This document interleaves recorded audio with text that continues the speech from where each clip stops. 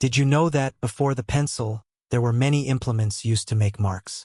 These included sharpened stones, pieces of charcoal, sticks dipped in dye, and later ink brushes. The origins of the pencil can be traced not to a sudden invention, but rather to a gradual progression of tools and materials that, over many centuries, coalesced into what we now think of as the humble pencil. Ancient civilizations used various methods for writing. In Mesopotamia, around 3200 BCE, scribes used a stylus made of reed to impress cuneiform characters into soft clay tablets. These tablets were then dried or baked to preserve the markings. These styluses were not pencils, of course, but they were writing tools, and writing tools are where we begin. In Egypt, around the same general period, people wrote on papyrus with brushes made of rush plants or thin reeds. In China, brushes were developed from animal hair bound to bamboo. All these instruments required ink, and none of them used graphite. Still, they helped establish a basic principle: a handheld object capable of creating marks on a surface to transmit language, record thoughts, or tally quantities. By the 8th century CE, in parts of Europe, quill pens became more common. A feather, typically from a goose or swan, was trimmed and cut to a sharp nib, dipped in ink, and used to write on parchment or vellum. This represented another evolution. The quill was easier to use than a stylus or brush and remained in widespread use for several centuries. During the 16th century, something happened that would change the course of writing tools. In the Borrowdale region of Cumbria, England, a deposit of unusually pure and solid graphite was discovered. The locals found that it could be sawn into sticks, wrapped in string, and used to mark sheep. This graphite was soft, yet strong, and left a darker mark than charcoal. At first, graphite was mistaken for a form of lead. This misunderstanding persisted for centuries, and even now, the core of a pencil is often referred to as lead, though it contains no actual lead metal. In reality, graphite is a crystalline form of carbon. It can be soft or brittle depending on how it is processed, but the graphite from Borrowdale was of unusually high quality. The first recorded use of a true pencil-like instrument, a rod of graphite encased in wood, appears in the 1560s. Though rudimentary by modern standards, it represented the beginnings of the modern pencil. At this stage, pencils were often handmade.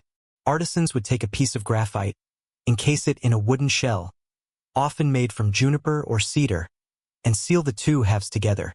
The shape was usually round or hexagonal. As demand for graphite increased, the English government took control of the Borrowdale mine, and access to pure graphite was restricted. This led to a flourishing of experimentation across Europe, especially in Italy, France, and Germany. Innovators began mixing graphite powder with various binders such as sulfur or clay, then baking the mixture to create harder, more uniform writing cores. This marked the beginning of what would become the modern pencil manufacturing process. But the journey from raw graphite to factory-made pencil was a slow one, and each step contained small, almost imperceptible changes. These developments, though minor in appearance, contributed steadily to the refined tools we use today. By the late 18th century, the Industrial Revolution had begun reshaping every part of European life, including the manufacture of pencils. While earlier pencils had been handmade in small workshops, the need for consistency and scale soon led to the formation of dedicated pencil factories. One notable figure in this evolution was Nicolas Jacques Conti, a French officer and inventor. In 1795, during a blockade that restricted access to English graphite, Conti developed a method of mixing powdered graphite with clay and firing the mixture in a kiln.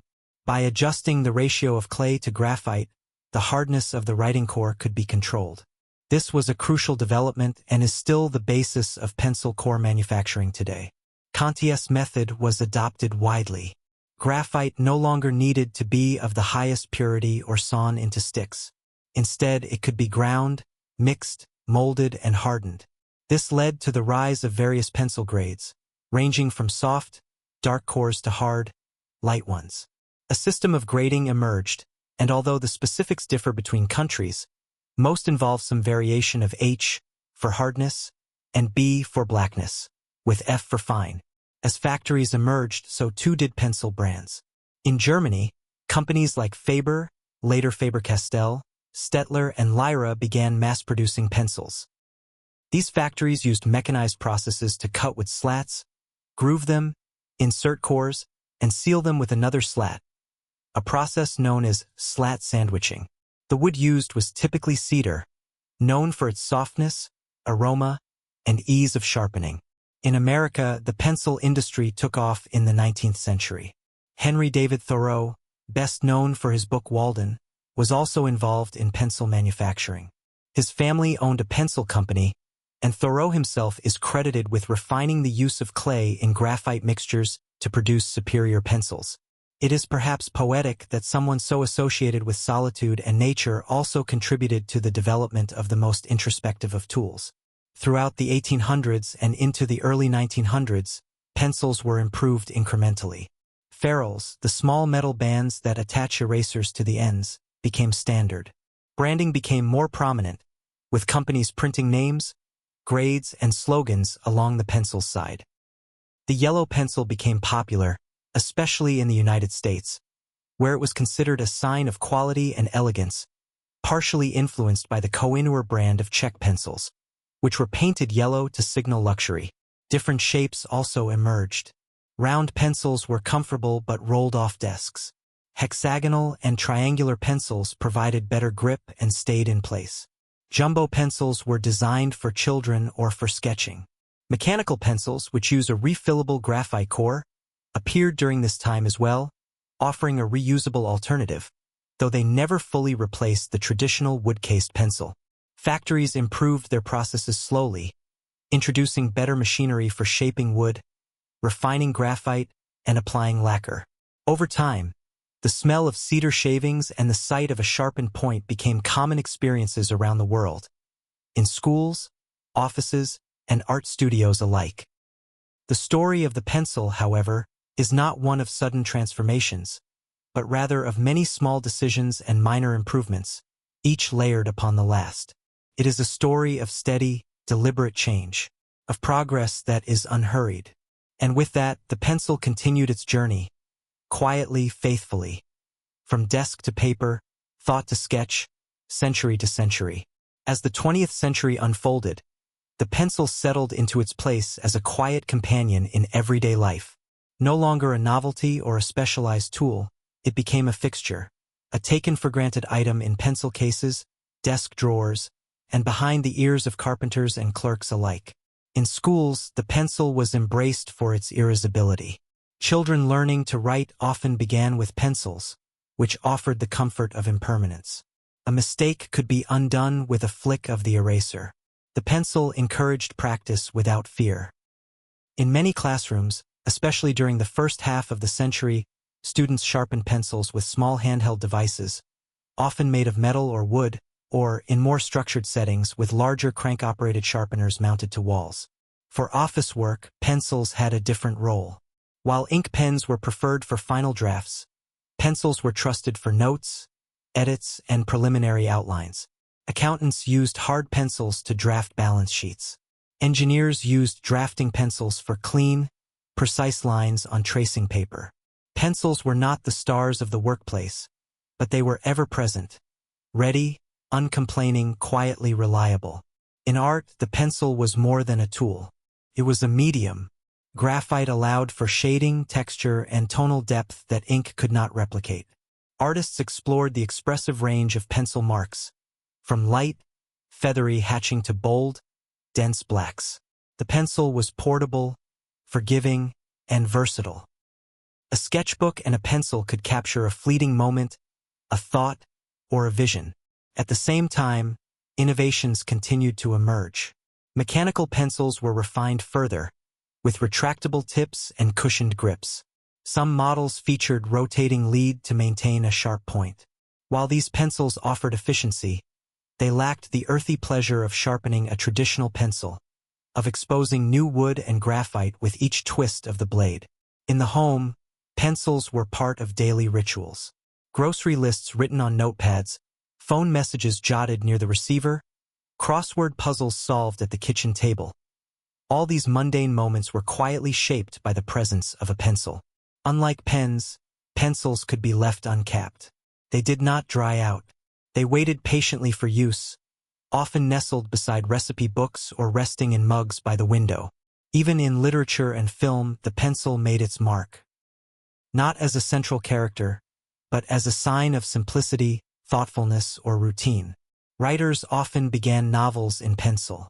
Journalists, before the ubiquity of digital tools, carried stubby pencils in their pockets for taking notes in the field.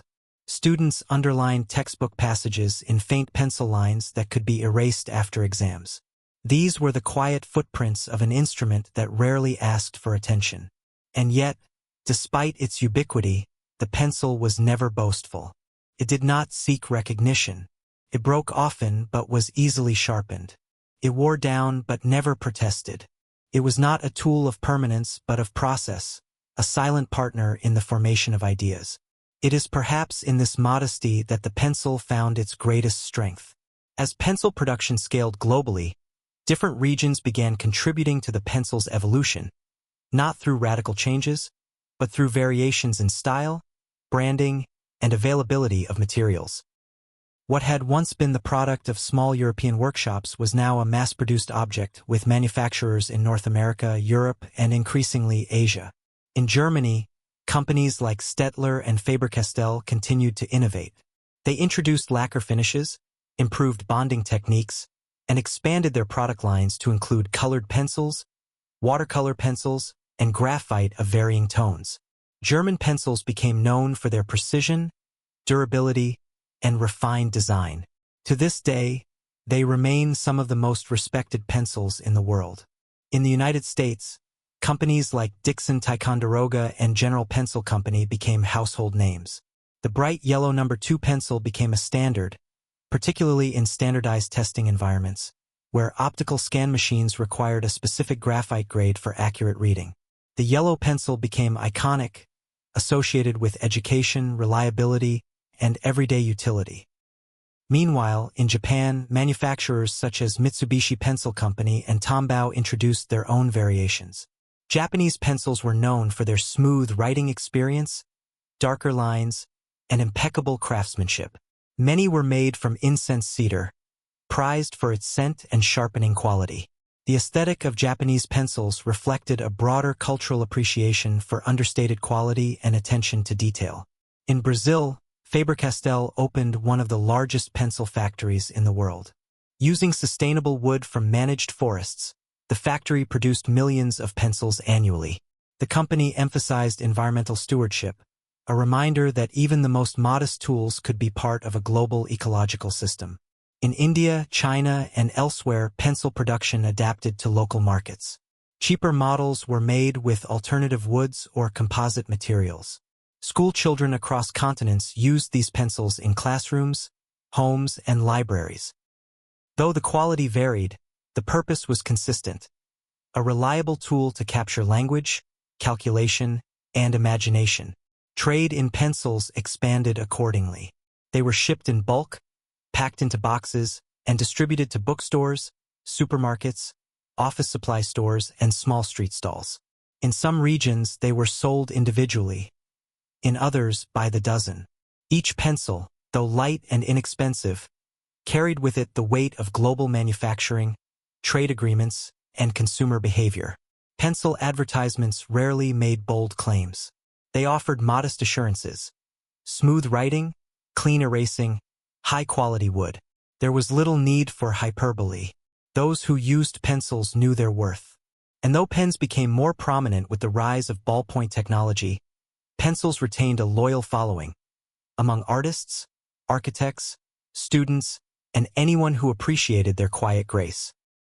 As we entered the digital age, some wondered whether the pencil would fade into obsolescence. After all, computers, tablets, and smartphones allowed for typing, sketching, and editing with greater efficiency. But the pencil endured. It became, in some ways, a symbol of analog thought in a digital world, a tactile reminder of slowness, reflection, and the value of impermanence. Today, pencil making continues, though often unnoticed. The machines hum, the slats are cut, the cores are centered, the paint is applied. Pallets of finished pencils are stacked in warehouses. trucked to ports, shipped across oceans, placed on shelves, and then quietly picked up, held, used, sharpened again. The pencil, though small and simple in appearance, is composed of several distinct components, each the result of deliberate choices made over generations. Understanding these elements reveals how even the most ordinary object can be the product of quiet ingenuity. First, the core. Often called the lead, though it contains no lead, is typically a mixture of graphite and clay. As previously discussed, the ratio of these two substances determines the hardness of the core. More graphite creates a softer, darker mark. More clay creates a harder, lighter one. This mixture is shaped into thin rods, dried, and then fired in a kiln, making them smooth and solid. The wood casing that surrounds the core is most often made from cedar. Incense cedar, in particular, is preferred for its straight grain, softness, and pleasing scent. It sharpens easily without splintering. The wood is cut into thin slats.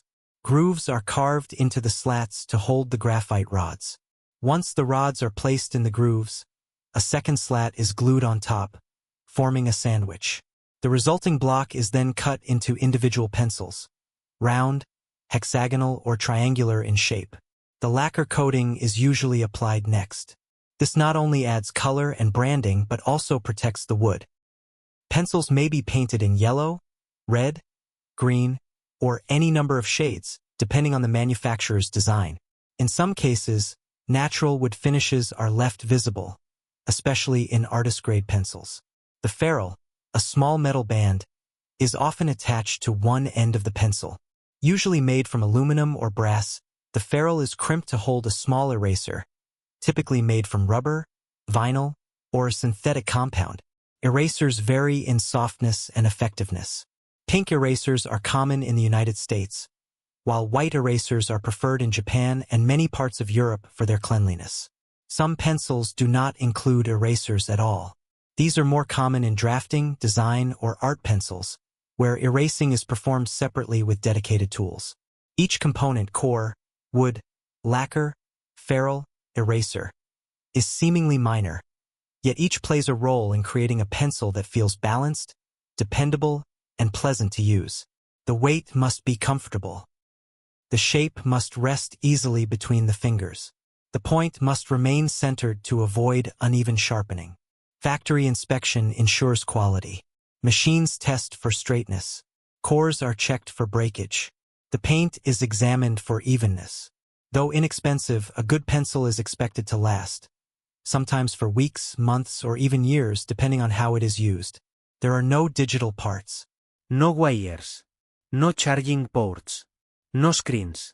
And yet, the pencil remains a complete tool, quiet, functional, and always ready.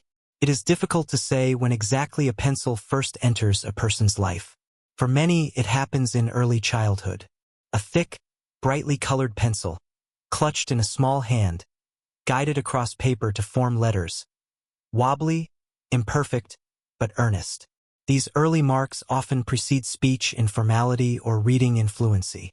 The pencil becomes a companion in learning, in trial, in error, and in eventual mastery. These first pencils are often short and stubby. They are sometimes triangular to prevent rolling. Many are decorated with cheerful characters, patterns, or motifs. They are not tools of permanence but of practice, designed to be used, worn down, and replaced. In adolescence, the pencil becomes more utilitarian. Tests are taken. Margins are scribbled in. Homework is completed under low lighting at late hours. The sound of pencil on paper becomes familiar, a whispering scratch, rhythmic and soft. In adulthood, the pencil often retreats into the background. It is used less frequently, perhaps, as keyboards and screens take its place. Yet it remains in the kitchen drawer beside a shopping list, on the desk next to a notepad, in the garage marking a cut on a piece of wood. It reappears when needed without fanfare. Many writers have expressed fondness for pencils. John Steinbeck was known to use dozens during the drafting of a manuscript. Ernest Hemingway preferred sharpening pencils to warm up before writing. Vladimir Nabokov wrote Lolita in pencil on index cards. These writers valued the immediacy and impermanence of the medium, the way it invited change, revision, and contemplation. Artists, too, form lasting relationships with pencils. They come to know the feel of each grade, the soft crumble of a 6B, the crisp line of an H2. They learn the gesture of smudging with a fingertip, the satisfaction of a fine point, the delicacy of a light sketch, the boldness of a shaded block. The pencil becomes an extension of the hand, of the mind. In classrooms, the pencil is associated with quiet. Rows of students hunched over paper, the soft rustle of erasing, the occasional snap of a broken tip. Teachers encouraging students to show their work. Instructors walking between desks, glancing at equations, formulas, and essays written in fine gray lines. In culture, the pencil represents simplicity, minimalism, analog thought. It is unassuming, humble. It does not advertise itself. Yet it holds the capacity for infinite expression. Pencil can write a name, can draw a mountain, can outline a dream. Even the act of sharpening, slow, careful, repetitive, has a meditative quality. The shavings curl like wood ribbons. The smell of cedar rises gently into the air. A moment of pause, of quiet preparation. Pencils are often overlooked, but they are rarely forgotten. As with many simple tools, the pencil does not exist in isolation. It is accompanied by a quiet ecosystem of auxiliary devices, each serving its role with quiet diligence. These companions, while often overlooked, have their own long and unhurried histories. Perhaps the most faithful of these is the pencil sharpener. Before the invention of dedicated sharpeners, pencils were trimmed with knives, often small penknives, kept in pockets or drawers. The act of whittling a pencil was both functional and contemplative. It required a slow hand and attention to detail. The resulting point might be sharp or slightly angled, depending on the user's needs. The first known mechanical pencil sharpener was patented in France in 1828 by Bernard Lasimone. It was a modest contraption, a small, crank-operated device that rotated the pencil against a blade.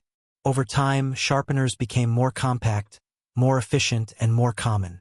Wall-mounted sharpeners were installed in classrooms. Handheld models were carried in pencil cases. Electric sharpeners appeared in offices, humming softly beside fax machines and filing cabinets. Each model had its own quirks. Some sharpened to a long, thin point. Others created a blunt, rounded end. The sound of sharpening, the gentle grinding of wood against blade, became familiar in schools and studios. A pencil's life, in some ways, was marked by the rhythm of its sharpening. Used, dulled, restored. Then there is the eraser, a tool of reconsideration.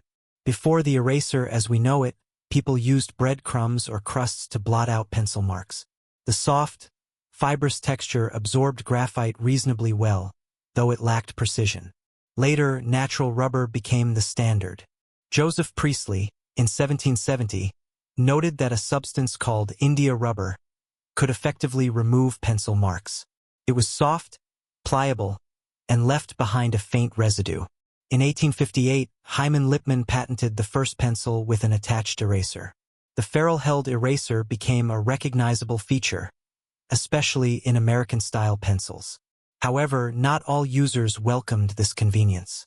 Artists and draftsmen often preferred separate erasers, kneaded, vinyl, or gum, for more controlled corrections. Kneaded erasers are pliable and can be shaped to a fine point. They do not wear away but absorb graphite until they are darkened, at which point they are kneaded again, redistributing the particles. Gum erasers crumble slightly with use, lifting marks gently. Vinyl erasers are firmer and cleaner, but can sometimes damage the page. Each eraser has its own texture, its own behavior, and each, like the pencil, does its work in silence, making room for change, allowing marks to be altered, lines to be softened, thoughts to be reconsidered. Together, the pencil, the sharpener, and the eraser form a kind of trio. Modest, reliable, present. They accompany students through lessons, artists through sketches, carpenters through measurements. Their roles are clear, and their presence is reassuring. They do not require screens, updates, or batteries. They only ask to be used. While most people are familiar with the standard graphite pencil, the pencil family includes many specialized variations. These pencils, though similar in form, serve distinct purposes. Some are tailored for writing, others for drawing.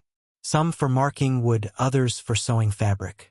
Their differences are subtle, often unnoticed unless one is paying very close attention or using them.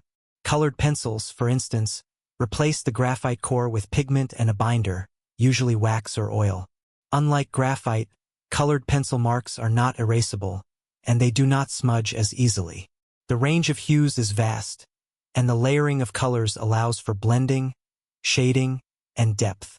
While often associated with childhood coloring books, colored pencils are also used by professional illustrators, botanical artists, and designers. Charcoal pencils contain compressed charcoal instead of graphite. These produce rich, dark lines and are favored for expressive drawing. The feel is grainier. The marks are more powdery. They can be smudged and blended easily but are also more fragile. Artists use them for dramatic sketches, portraits, and tonal studies. Watercolor pencils are coated in pigment that dissolves in water. An image may be drawn dry, then brushed with water to create a watercolor effect. This duality makes them popular in both travel sketching and illustration, offering the precision of a pencil with the fluidity of paint. Then, there are carpenter pencils, flat and wide to prevent rolling. They are used on rough surfaces like wood or concrete and can be sharpened with a utility knife. Grease pencils or China markers write on non-porous surfaces like glass or plastic. Fabric pencils are used in sewing to mark temporary guidelines on cloth. Golf pencils are short and stubby, often without erasers, placed in small baskets at mini-golf courses, bowling alleys, or voting booths.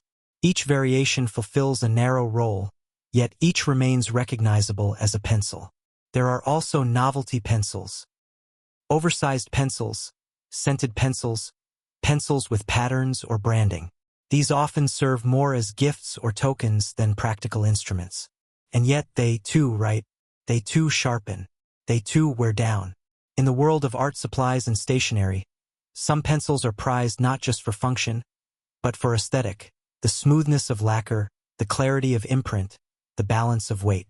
Collectors appreciate certain discontinued models, rare editions, or regional designs.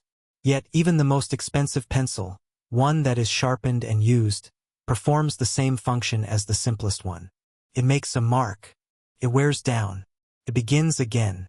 As the 21st century advanced, the world changed, slowly at first and then more quickly. Computers became household staples. Phones became smart.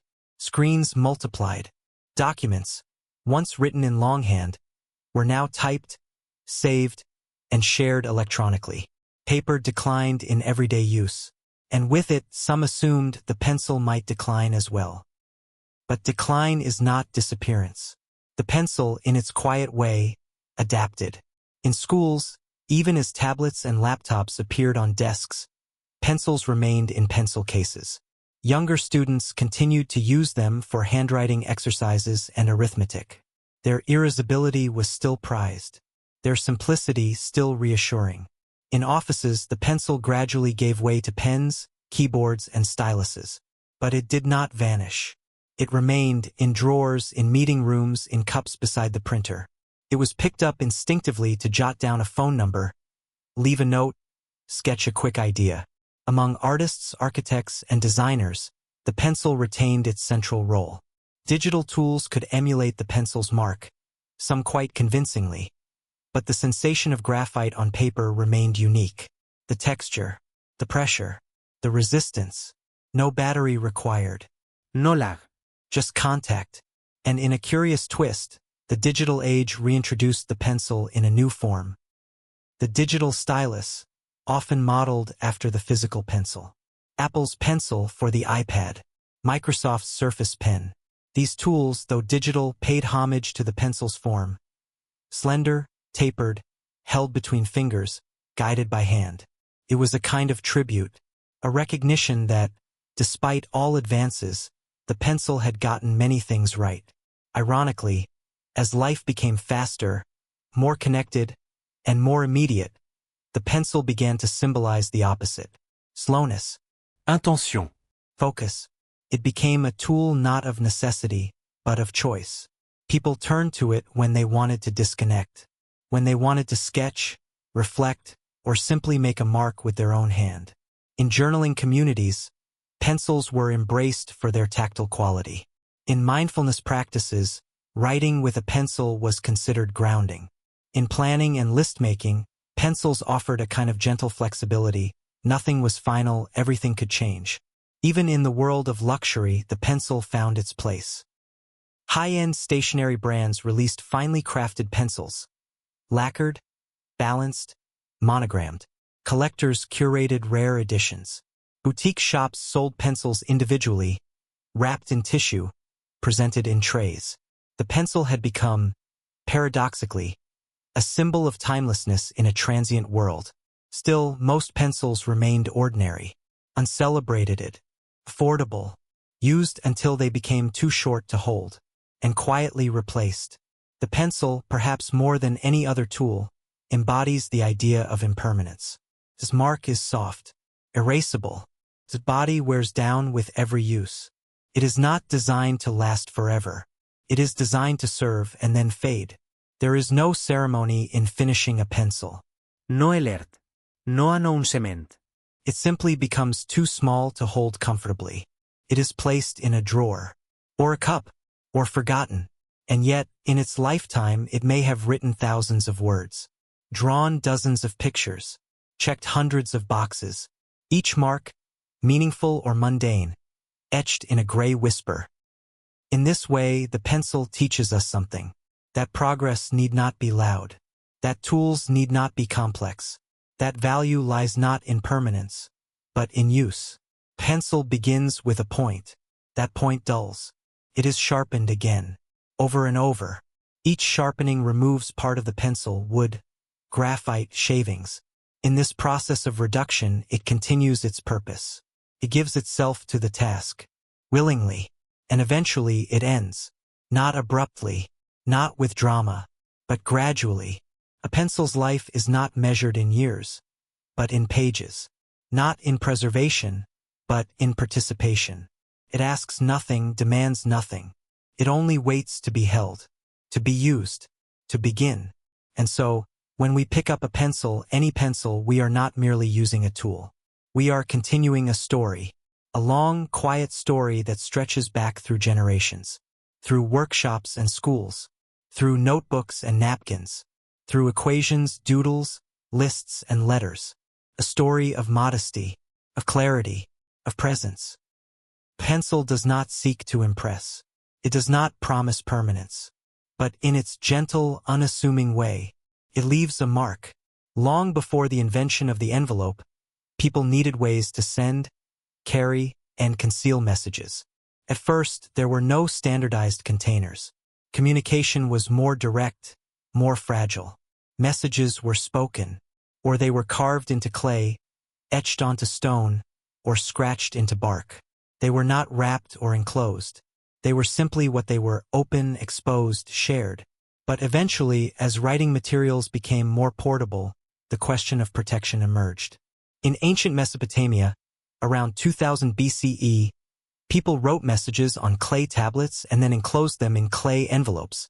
These outer shells, made of a finer clay, were molded around the tablet and sealed. The envelope often bore its own inscription, a label or summary. To read the message, the outer clay shell had to be broken. This was, quite literally, the first known form of the envelope.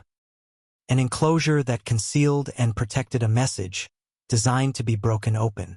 Over time, writing materials changed. Parchment, papyrus, later paper. These materials were foldable, lighter, more flexible than clay. Messages could be written, then folded, sometimes sealed with wax, sometimes tied with string. There were no envelopes yet in the modern sense.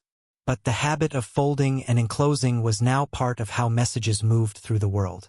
By the medieval period, letters were folded into intricate shapes. Some were folded into triangles, others into rectangles or squares. The folds were strategic to conceal the contents, to create a flat surface for the address, to tuck in the ends so the paper would not open accidentally. In many cases, wax seals were used to close the letter shut. These seals bore the sender's insignia or family crest, melted onto the flap with a warm flame and a gentle press. These folded messages are now called letter locking, a term used by historians to describe the varied and sometimes elaborate techniques of folding paper to serve as both message and container. Still, there was no envelope as we know it. Not yet.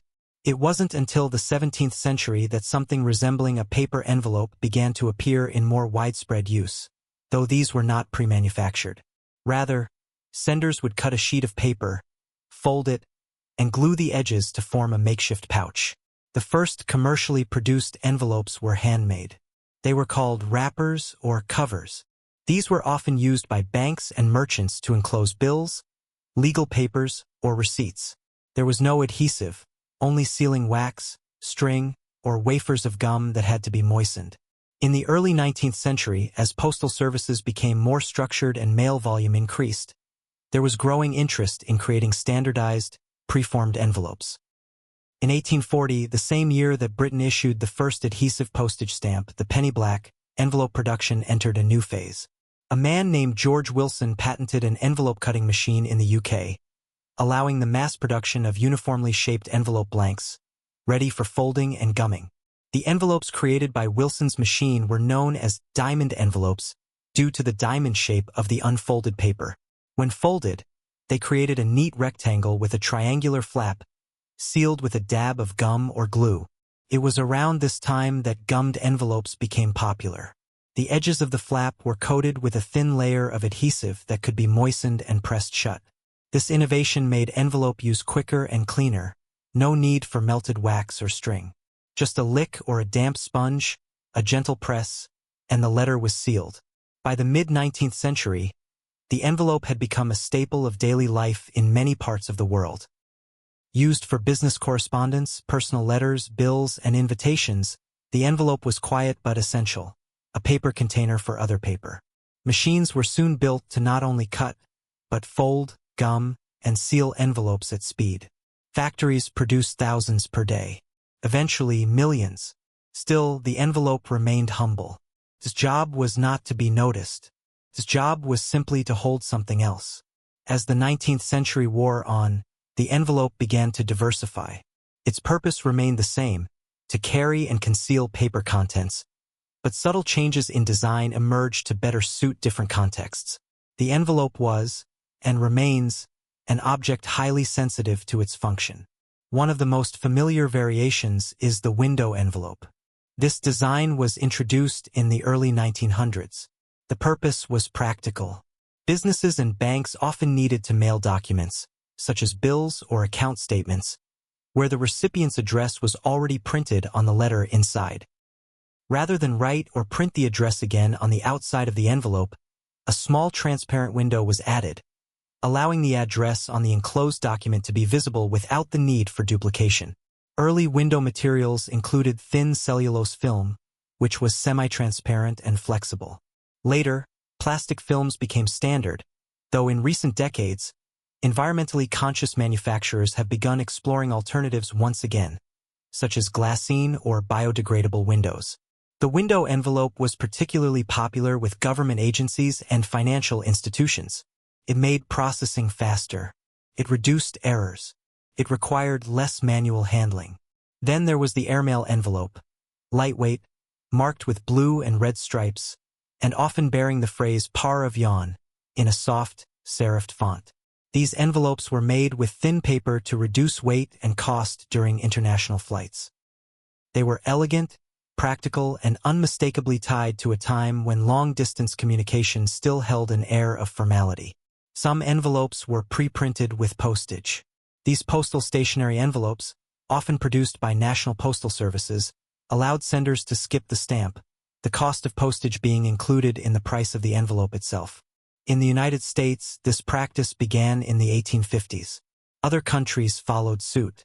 Then there were return envelopes, small, often pre-addressed, enclosed within another envelope. These were designed to be sent back to the original sender.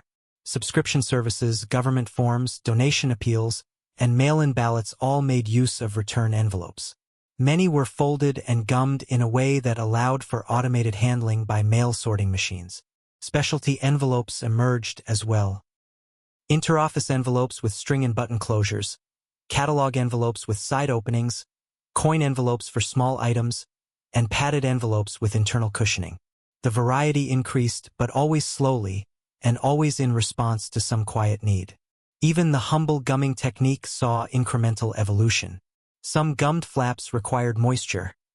Others were self-sealing, activated by pressure. Still others used peel and stick strips with release tape. And yet, no matter how much changed, the envelope remained familiar.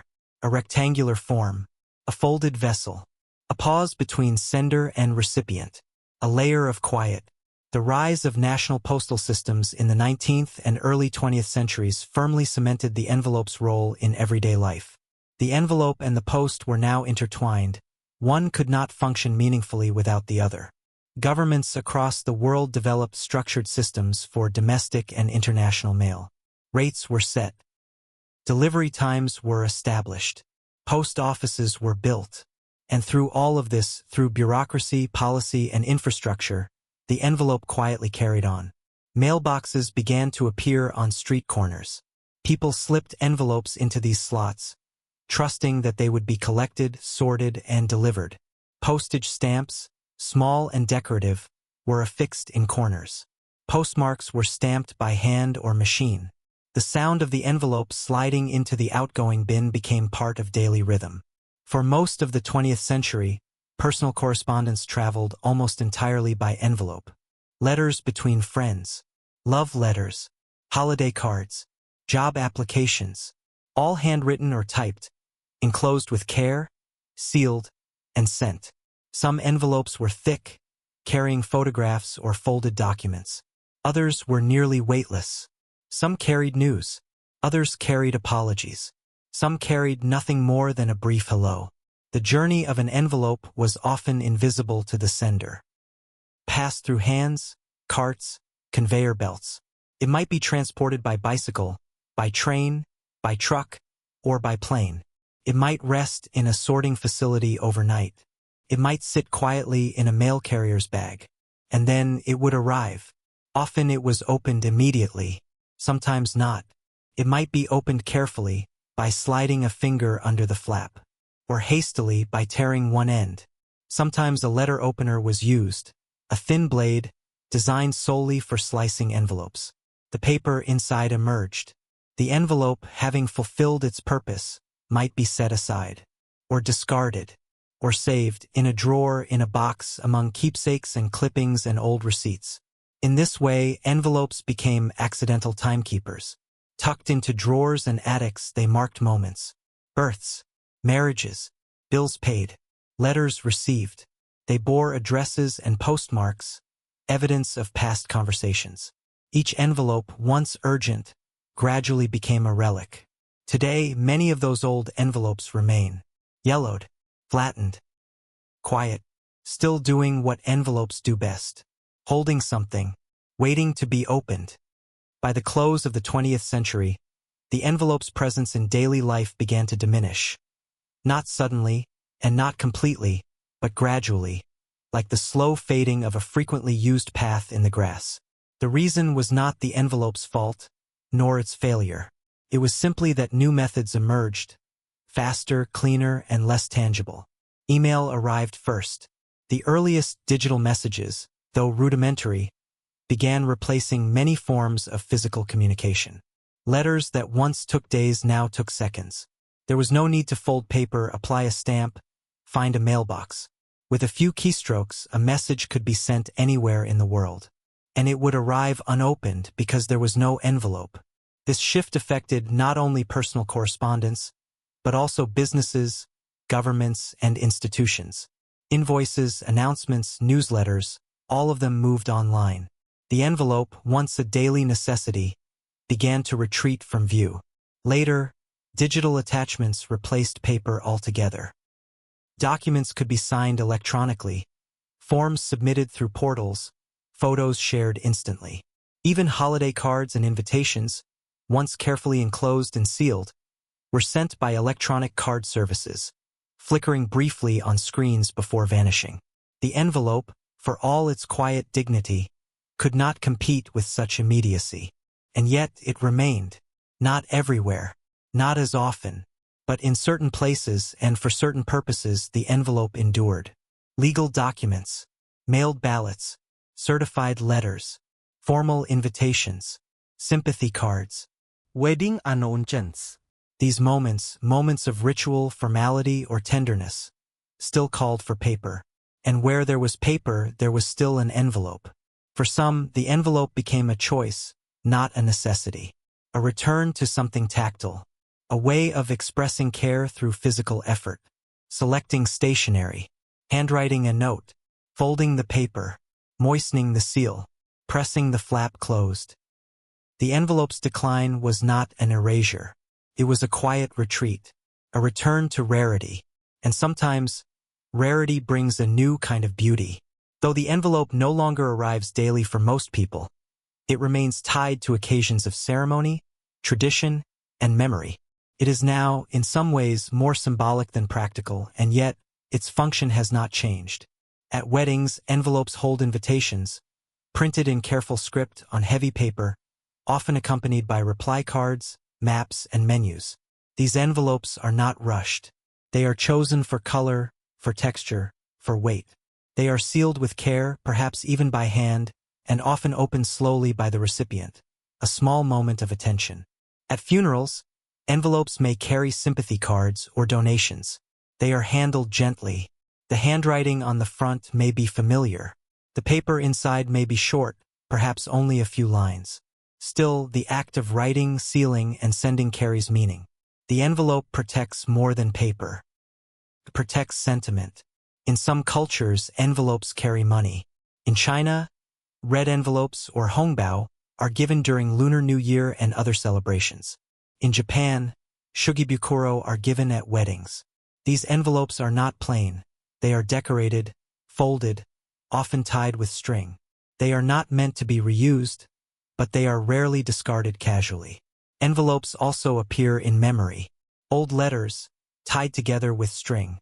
A drawer filled with correspondence from a parent, a spouse, a friend. Some envelopes are never opened, preserved unopened out of reverence. Others are reopened many times, their flaps softened by handling, their contents reread until the folds become worn. Archivists, librarians, and historians treat envelopes with care. They preserve not only the message inside, but the postmarks, stamps, and addresses. These small details provide context. Where it came from, when it was sent, who it was meant for. Even in art, the envelope appears as collage, as sculpture, as metaphor.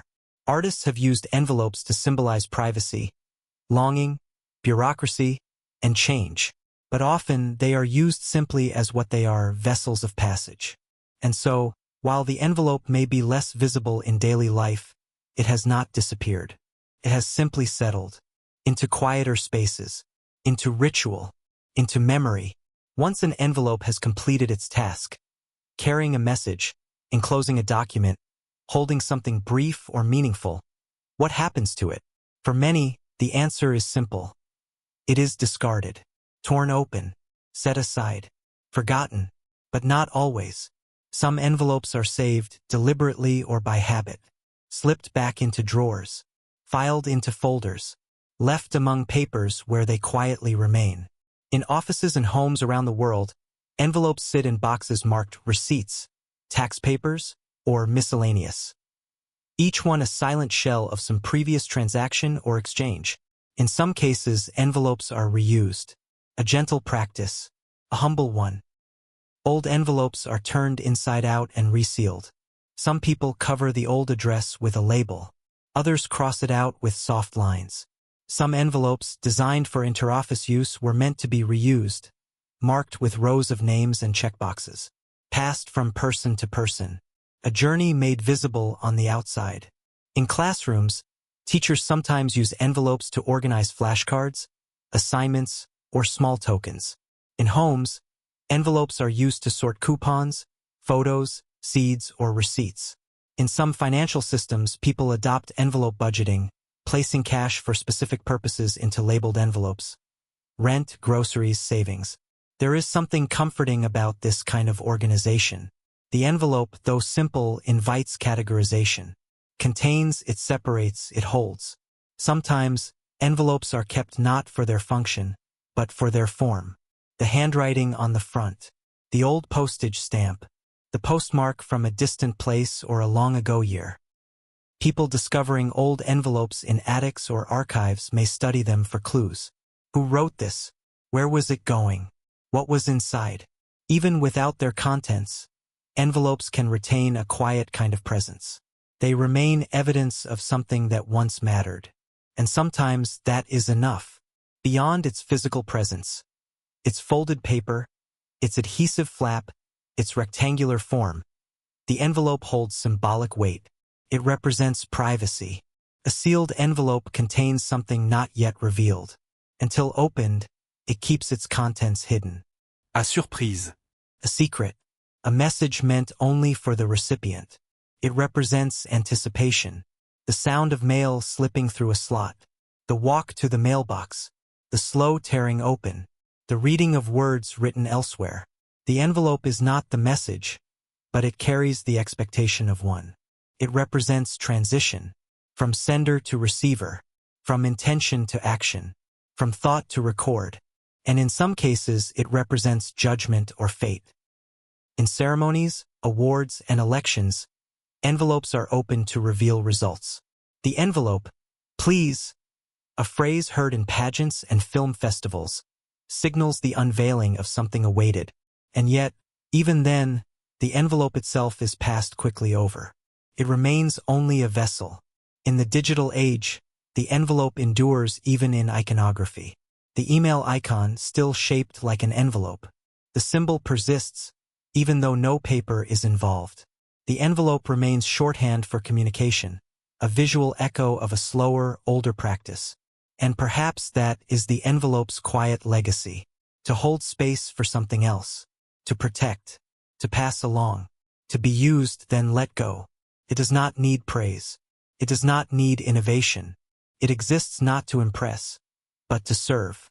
And when it is opened carefully or clumsily, it steps aside. Its job is done. Its purpose fulfilled. It is and always has been a temporary thing. And in that temporariness, it finds peace. The history of the paperclip. A study in silence. Before the paperclip, there was paper. And with paper came an enduring problem: how to keep multiple pieces of it together. For centuries, people wrote on various materials: parchment, vellum, papyrus, and as paper itself became more common in the Middle Ages and beyond, so too did the need to organize it. One page alone could be stored. 2 pages could be folded. But beyond that, there was no standard solution. In the 13th century, people used string, ribbon, or wax seals to keep documents joined. Holes were often punched through the upper corner, and thread was passed through. Sometimes documents were stitched. Other times they were simply tied, or stored beneath heavy objects to keep them from scattering. These methods worked, in a manner of speaking, but they were not quick. They were not reversible. They were not consistent. And so, as the 19th century arrived, an age of factories, filing cabinets, and formal correspondence, the need for a small, removable, reusable device to hold papers together became clear. A quiet innovation was on the horizon. The device we now call a paperclip was not invented all at once. In fact, many variations were proposed throughout the 19th century, each slightly different, each attempting to solve the same humble problem: keeping papers from drifting apart. The earliest known patent for a bent wire paper fastener was issued in the United States in 1867 to Samuel B. Fay.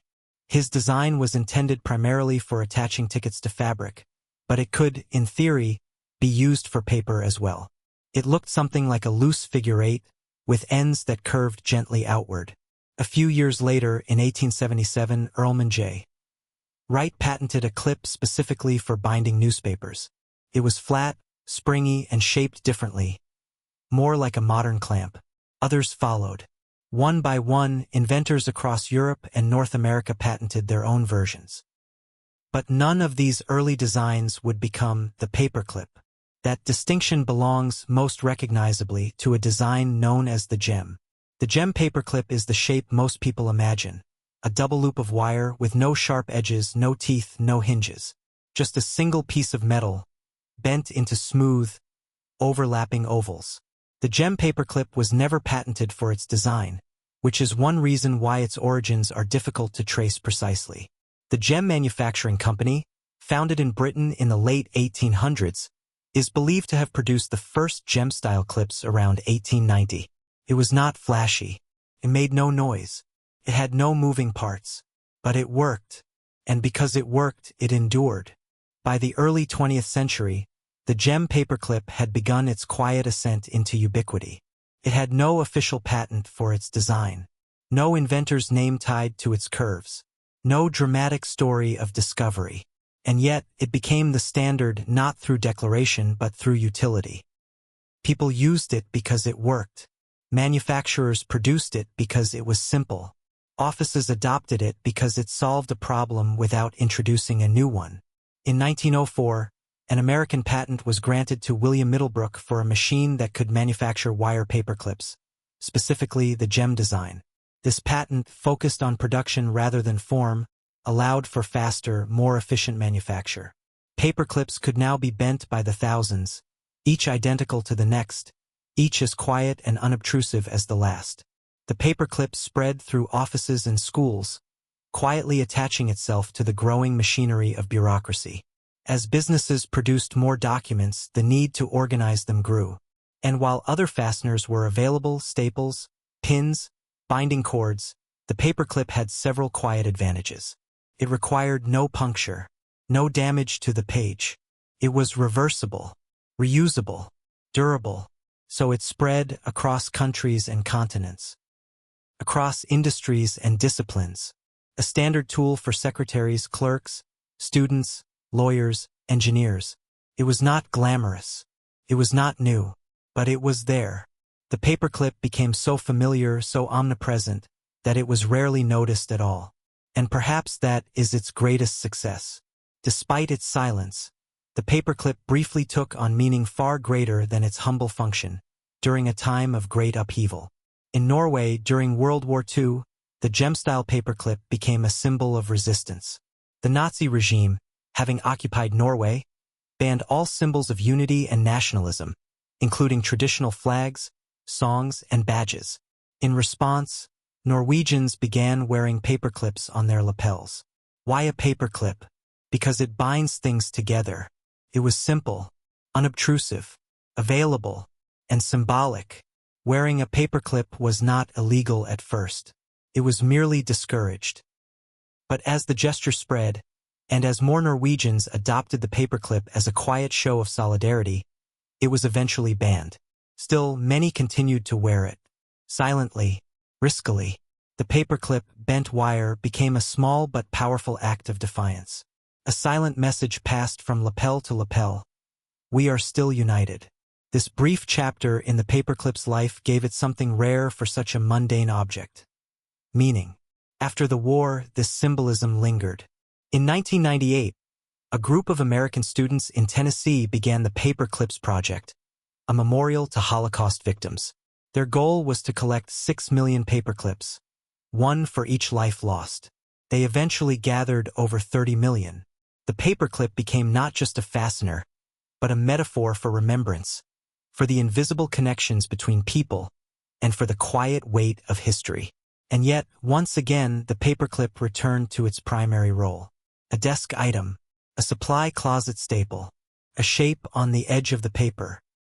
It had carried symbolism, and then simply returned to service, holding pages, holding quietly, though all paperclips share a common goal: to hold sheets of paper together without damage.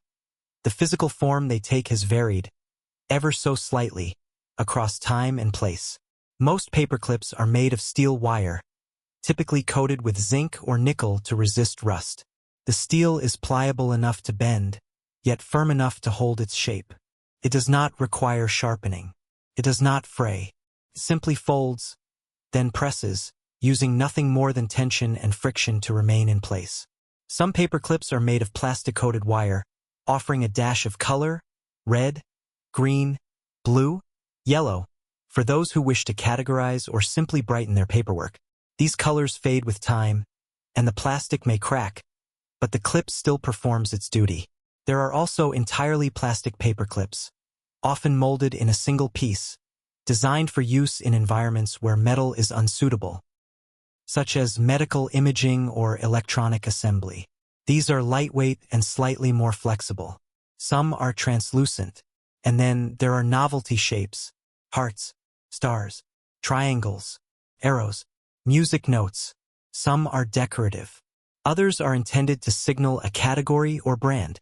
These variations rarely outperform the original gem design, but they exist as reminders that even the simplest object can invite small flourishes of creativity. Still, the gem clip remains dominant, not because it was declared best, but because over time it simply proved sufficient. In manufacturing, paper clips are made with remarkable efficiency. Long coils of steel wire are drawn into precise gauges, then passed through machines that bend them into form in a single fluid motion. Thousands per hour, millions per day. They are sorted, boxed, shipped, often placed into cardboard containers with a small plastic window. 100 clips per box, sometimes fewer, sometimes more. They arrive at offices, schools, libraries, and homes. They are opened, used, returned to the box, or lost one by one behind desks and under rugs. Even then, the paperclip remains undramatic. It bends, sometimes breaks. It never complains. It simply holds, until it is no longer needed. As the 20th century gave way to the 21st, the paperclip followed the rest of the analog world into the digital landscape, not physically but symbolically. When email became widespread, digital interfaces adopted visual metaphors to help users navigate new tasks. The paperclip icon, first seen in early email clients and word processors, was chosen to represent attachments, a file linked to a message. It was intuitive, familiar. The digital file, like the physical paper, was clipped in place. No one needed to explain it. Everyone simply understood. Even though no physical papers were involved, the paperclip remained, its metaphor intact. Then, there was Clippy, officially known as ClipPit. Introduced by Microsoft in 1997, Clippy was a virtual assistant designed to help users of Microsoft Office software. Clippy took the form of a smiling paperclip with animated eyes. He popped up unbidden, often asking if the user was trying to write a letter. Though his personality was divisive, some found him helpful, others annoying. Clippy became a symbol of a certain era of computing, one where the analog world was being translated, somewhat awkwardly, into digital form. Eventually, Clippy was retired, but the icon remained. To this day, when one attaches a file to an email, one often clicks a small paperclip. It is not necessary. It is not literal, but it is a nod to the past, a whisper from a quieter time. The paperclip, unlike many inventions, was never patented for its final, most popular form. It did not win awards. It did not inspire revolutions. It did not change the world in any dramatic sense. And yet, it endures. It is perhaps one of the most successful examples of quiet design. A creation that simply does its job without notice, without noise, and without need for improvement. It is a single piece of wire, bent into a shape that holds itself in tension. It requires no glue, no clasp, no hinges or springs. There are no moving parts, nothing to break, nothing to oil, nothing to charge. It works because it is enough. The paperclip teaches us that usefulness is not always loud, that reliability does not require attention, that beauty can exist in repetition, in one after another, all doing the same thing quietly, dependably. A box of paperclips is a box of possibility. Each one identical, each one blank, each one waiting to be used. And yet, most are not used urgently. They wait in drawers, tucked in trays, scattered across desktops. They are forgotten, then rediscovered. Picked up, unbent, sometimes bent back, sometimes idly twisted into coils during phone calls. The paperclip does not resist. Even when misshapen, it can still hold things together. There is something reassuring in that. In a world that is often complicated, the paperclip remains unchanged, quiet, consistent, still made in factories, still sold in boxes, still found in schools and offices and kitchen counters, still holding. Sometimes, even long after the papers it held are gone, the paperclip remains. A reminder of what was once attached. A mark of something temporary, now complete. In this way, the paperclip reminds us that not everything must be new, that not everything must speak, that sometimes the most helpful things are also the most invisible. It will never make noise. It will never break news, but it will hold things together, and then let go, with grace. The history of the rubber band, a story in stretching. Before the invention of the rubber band, people still needed ways to hold things together. They tied bundles with string. They wrapped fabric around tools. They used sinew, hair, or twine to fasten objects that otherwise would not stay aligned. But none of these materials were elastic. They held, but they did not stretch. They were not flexible. They did not return to their original shape. The idea of elasticity, in the truest sense, would not arrive until much later.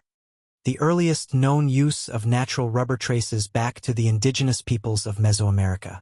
Long before modern science classified polymers or engineered synthetic elastomers, the Olmec, Maya, and Aztec civilizations harvested latex from rubber trees, Hevea brasiliensis. This milky sap was processed by mixing it with extracts from other plants, producing a substance that was flexible, water-resistant, and slightly springy. These early peoples used rubber to create balls, waterproof coatings, and sometimes binding materials. But there is no evidence that they created anything resembling the modern rubber band. That moment, humble, quiet, and elastic, would come much later. Rubber, in its natural form, was temperamental. It softened in heat, cracked in cold. It grew sticky or brittle depending on the weather. For a long time, this limited its use, admired for its novelty, but unreliable for serious application. That changed in the 1830s, thanks to a man named Charles Goodyear. Goodyear was not a businessman in the traditional sense. He struggled financially, often operating out of makeshift laboratories. But he was persistent. He spent years experimenting with rubber, believing that it could be made more stable. In 1839, he discovered that heating rubber with sulfur created a chemical transformation, a process that came to be known as vulcanization.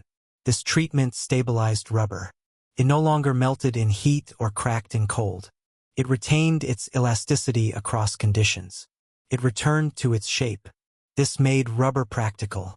Factories could now shape and form rubber into consistent, reusable products: hoses, tires, seals, boots, and eventually bands. The material was ready. The world just needed someone to make the band. The modern rubber band, as we know it, a small loop of vulcanized rubber, shaped into a ring and capable of stretching, was first introduced in the mid-19th century. In the year 1845, an Englishman named Stephen Perry, working at Messrs. Perry and Company, a London-based rubber manufacturer, filed a patent for a new device, the rubber band. Perry's idea was practical. Envelopes, often folded shut, had a habit of coming open. He needed a way to keep papers neatly secured without string or pins. The answer, he found, was simple: cutting thin rings from a rubber tube. These rings, when stretched and released, contracted to hold items gently but firmly. The concept was quiet, modest. It did not require mechanisms. It did not rely on glue. It did not change the world. But it solved a problem, and it did so with barely any material at all. From that point forward, rubber bands began to appear in offices and postrooms, where they were used to bundle papers, letters, and small packages. They were cut by hand. They came in small quantities. They were novel and yet quickly became ordinary. By the early 20th century, rubber bands were being mass-produced, especially as the rubber industry expanded globally. With plantations in Southeast Asia and factories in North America, rubber was now a global material. Rubber bands were sold by size and strength. Número 16. Número 32. Thin ones, wide ones, bands for newspapers, bands for broccoli, bands for bundles of pencils. They arrived in small cardboard boxes or clear plastic bags. They collected in desk drawers. They stretched and snapped. They were forgotten and rediscovered. And all the while, they continued to do just one thing: hold things together. The beauty of the rubber band lies not in its complexity, but in its simplicity of purpose. At home, they appear without announcement. Slipped around produce, mail, storage bags, boxes of playing cards, and half-used decks of index cards. Sometimes reused, sometimes saved in jars, sometimes left on counters or wrapped around doorknobs, just in case. In offices, they bind stacks of files or pens. They cling to clipboards and hang on cabinet handles. Over time, they dry out. They lose their stretch. They crack. But while fresh, they function without flaw. In classrooms, rubber bands become projectiles, unintentionally, of course, or materials for science experiments, holding together rudimentary structures of cardboard, straws, or rulers. In art rooms, they are dipped in paint and pressed onto paper. On instruments, they are plucked and tuned, if only briefly, to make a sound. In newspapers, they hold the morning edition together. In postal work, they wrap bundles of letters. In kitchens, they reseal chip bags. In storage rooms, they gather cords. They stretch, they grip, they adapt. Sometimes they're used as makeshift hair ties or as resistance loops in simple physical therapy. Sometimes wound around doorknobs as door stoppers. Sometimes twisted into shapes and worn on wrists, unintentionally, then all day. And yet, despite all these uses, the rubber band asks for nothing. It is not permanent. It is not fragile, but also not forever. When overused, it snaps. When exposed to heat, it melts. When left alone too long, it turns brittle. And still, for a while, it holds, over and over. And then one day, it does not. And it is replaced. Quietly, without grief, without fuss. Such is the life of the rubber band. Though often tossed into drawers or found bundled around broccoli, rubber bands are not without order. Like most tools, they have been quietly categorized. In the world of office supplies, rubber bands are assigned numbers based on their dimensions. These numbers are not dramatic. They do not tell stories, but they exist, like silent names for shapes waiting in catalogs and stockrooms. The numbers correspond to three simple measurements. Length, measured when laid flat, end to end.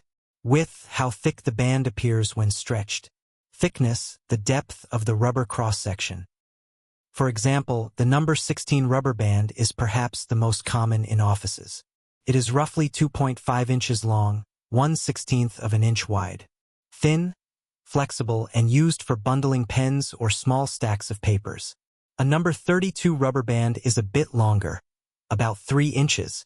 A number 64 is longer still and wider, often used for thicker bundles, newspaper delivery, or wrapping boxes.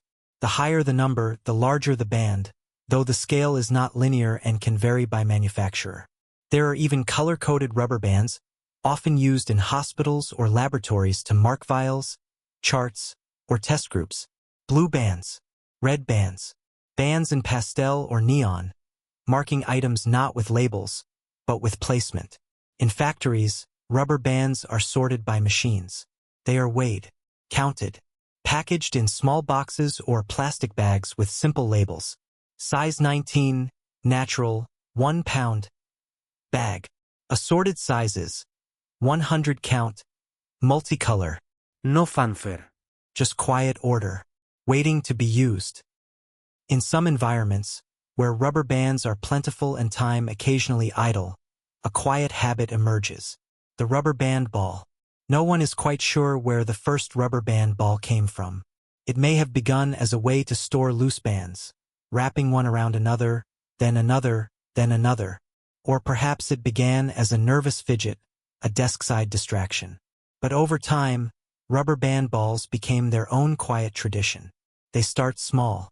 One rubber band, wrapped around itself, doesn't hold much.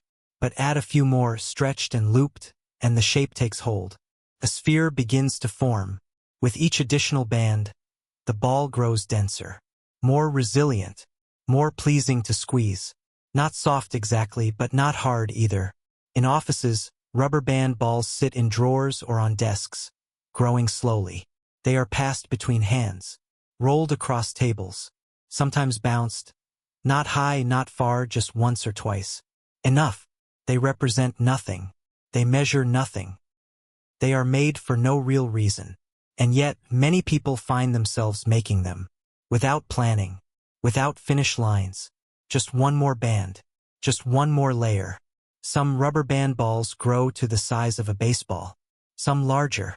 The world record, though never fully verified, is said to weigh hundreds of pounds. But most stay small, personal, used until needed.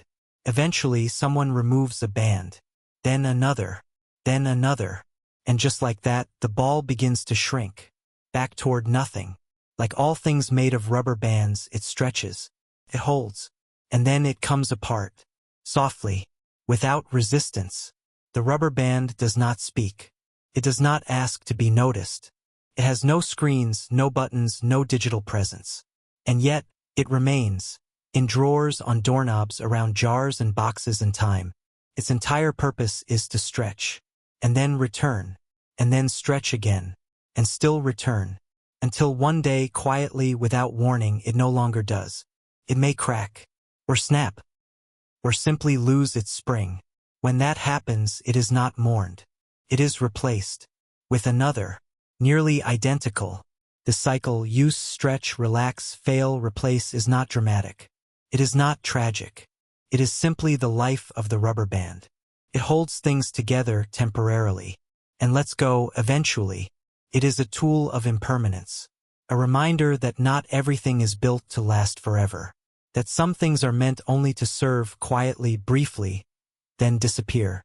And yet, despite this, it is reliable. Within its limits. Within its loop. The rubber band is humble. Useful. It adapts to pressure without protest. It holds without damage. It gives and returns. And when it no longer can, it does not resist its end. Even its failure is quiet. In this way, the rubber band teaches, not by statement but by example, that some of the most helpful things in life are those we barely notice. Until they are gone. The binder clip. A story in tension and steel. Before the binder clip, people still had papers. And where there were papers, there was a need to hold them together. For centuries, papers were bound with string, ribbon, thread sewn through punched holes, brass fasteners, filing spikes. Each method served its time, and each had its inconveniences. Threads had to be cut. Spikes damaged pages. Brass fasteners required precise alignment. For small stacks, rubber bands could do the job, but not without crumpling the edges or curling the corners. In offices, as paper multiplied, the need grew for a tool that could keep sheets aligned, secure, and yet easily reversible. Something that could hold and then let go without harm. This quiet requirement, like so many small inventions, would eventually be solved. Not loudly, not suddenly, but cleanly, with a clip. The binder clip, also known as a foldback clip, was invented in 1910 by a man named Louis E. Baltzley. His father, Edwin Baltzley, was a writer. He struggled with keeping his pages in order while editing. Staples were too permanent. Punching holes was inconvenient. String was fussy. So Louis designed something simple. A strip of spring steel, bent into a triangle. 2 wire arms looped through small cylinders on either side. The steel was flexible but firm. Could press against the paper stack, holding it flat. The wire arms gave leverage. Squeeze them inward to open, release to close. And just like that, dozens, even hundreds of pages could be held neatly. Noles. No damage. And perhaps most importantly, removable. The binder clip could be applied, then removed, then reused again and again. It was an unremarkable object. And yet, within offices, schools, and file rooms, it found its place. After its invention in 1910, the binder clip began to find its way into offices, schools, postrooms, and libraries. Slowly, quietly, without need for advertisement or acclaim. It did not replace staples or paper clips. It simply added itself, a new option in the toolkit of holding things together. Office workers appreciated that it could grip large stacks of paper without causing punctures or folds. Architects and engineers used it to group blueprints or oversized plans. Teachers used them to organize worksheets. Secretaries clipped reports, scripts, invoices, and newsletters. The binder clip strength was not just in its grip, but in its reversibility. Documents could be removed, rearranged, and reclipped without damage. The wire handles could be folded down flat when not needed, allowing for neat stacking, or removed entirely for a cleaner look. Some clips were black, the most common color. Others were silver, gold, or pastel. Small sizes for light use, medium for standard pages, large for heavy bundles. People discovered other uses as well. To seal open snack bags in a desk drawer. To hang documents from nails or bulletin boards. To manage cables behind a monitor. To press glue-bound spines for handmade notebooks. To act as a minimalist wallet for a few folded bills. And in moments of restlessness, the wire arms could be clicked back and forth. Bent upward. Flattened down again, silently occupying fingers during long meetings or phone calls. In time, the binder clip became expected, but not celebrated. It was kept in desk drawers, in supply closets, in trays labeled medium clips or miscellaneous fasteners. It was never urgent, but always useful. The binder clip, like many small inventions, did not require drastic change. But still, over the decades, there were variations, subtle adjustments to form, scale, and color. Most binder clips follow the original fold-back design. A steel triangle, looped arms, folded corners. But others emerged. Colored clips used for organizing or simply for visual preference. Mini clips just over a centimeter wide used for very small stacks. Extra-large clips with wings wide enough to grasp entire booklets. Plastic-coated handles for more comfortable squeezing or color coding. Stainless steel versions used in damp environments or laboratories. There were novelty shapes too, heart-shaped handles, cat ears, and more, but these were rare. The clip's original form was already suited for its task. Most people never needed more than that. In manufacturing, binder clips are produced by machines that bend, crimp, and assemble the parts with quiet repetition. Steel is fed through presses. Arms are looped and set. Boxes are filled, 12 clips to a box or sometimes 24. Labels are applied. The box is sealed, then shipped to offices, to homes, to schools. And there they wait, until needed, and then softly used. Not broken, not celebrated, just used. The binder clip is not flashy. It does not reinvent itself. It does not upgrade. It has no moving parts, not truly, and no need for electricity, settings, or software. It simply waits, on desks, in drawers, in trays and boxes and corners of shelves.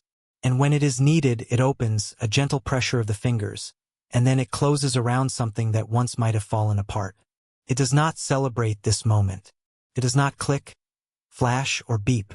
It holds, quietly, that is all. And yet, in its holding, it provides something important. Order, containment, temporary certainty. Because unlike a staple, the binder clip is not final. It never claims to last forever. This hold can be released. This grip withdrawn, its contents rearranged and reclipped, all without a mark. It is a thing of reversible decisions, of light tension, of reliability without permanence. In this way, the binder clip is not only a tool but a kind of quiet metaphor. Sometimes what is most helpful is not what makes something permanent, but what holds things together gently while we figure them out. The binder clip is not praised. It is not collected. But it is remembered. Because, like the rubber band, the paper clip, and the envelope, it exists to serve. And then, when its task is complete, it does not resist being set aside. It rests, arms folded, still, ready, until the next time. The sticky note, memoirs of temporary thought. Long before the sticky note, there were notes. People have always needed to remember things, to jot down a task, to leave a message, to make a list, a reminder, a quiet thought worth not forgetting. In earlier times, people used what was available: parchment, vellum, scraps of papyrus, the backs of envelopes. Later, notebook margins, index cards, or pieces of memo pad paper. These notes were tucked under objects, slipped into books, placed beneath stones. Sometimes they fell. Sometimes they were lost. There was nothing to hold them in place. And then, one day, someone invented a low-tack adhesive. And everything very gently changed. The sticky note began, as many quiet inventions do, with an accident. In 1968, a chemist named Dr. Spencer Silver was working at 3M, a materials company based in Minnesota. He was trying to develop a strong adhesive, something permanent, something that would bind with great force. What he ended up creating was the opposite. It was a weak adhesive, stuck but only lightly, could be peeled away, then pressed back again. It didn't damage paper. It didn't leave residue. Simply clung. For a while, no one knew what to do with it. Until, some years later, another 3M scientist named Art Fry had a problem of his own. He sang in a church choir. He used paper bookmarks in his hymnal, but they kept slipping out.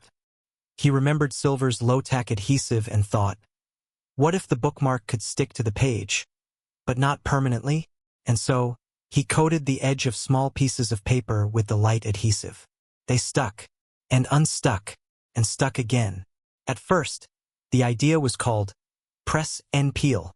Later, it would be renamed something simpler, something smaller, something that sounded almost like the sound it made: Post-it. The first sticky notes, or Post-it notes as they came to be called, were not launched with a grand announcement. There was no dramatic unveiling. No commercial shouting, "This changes everything." Instead, there were quiet samples. In 1977, 3M began testing the product in 4 cities under the name Press and Peel. The response was polite, if uncertain. People liked the product, but many didn't quite know what it was for. It was not essential. It was not loud. It was just useful. By 1980, 3M rebranded the product as Post-it notes and rolled them out nationally in the United States. The color was canary yellow, not for symbolic reasons, but because the scrap paper available in the lab at the time happened to be yellow. That yellow stuck. It was gentle, visible, and familiar. The notes were small, 3 inches by 3 inches, square, with adhesive only on the top edge. This made them easy to lift, to reposition, and to leave behind. They fluttered a little when peeled. They made a sound, soft, but present. A kind of low shfft as each note was removed from the pad. And then, stuck. To a wall. To a desk. To a file cabinet or refrigerator. It was not dramatic. But it was convenient. And in the world of office supplies, convenience is often enough. People began using them for everything. Reminders, labels, notes to coworkers, tabs in books. They filled the quiet spaces of offices, cubicles, classrooms, and kitchens. By the end of the 1980s, the sticky note had gone from overlooked curiosity to office staple. It didn't try to do too much. It didn't need to. It was just a small square that stayed where you placed it, until you didn't want it to. The sticky note is not about permanence. It is not a keepsake. It is not a document. It is not even a full letter. It is, by its very nature, temporary. A soft suggestion, a reminder, placeholder. It is a list you will finish, or won't. It is a name, a number, a time. Call Bob after lunch. Pick up milk. Room 12 starts at 10:30. These notes often vanish. They curl at the corners. They fall behind furniture. They are thrown away with the day's crumbs. But while they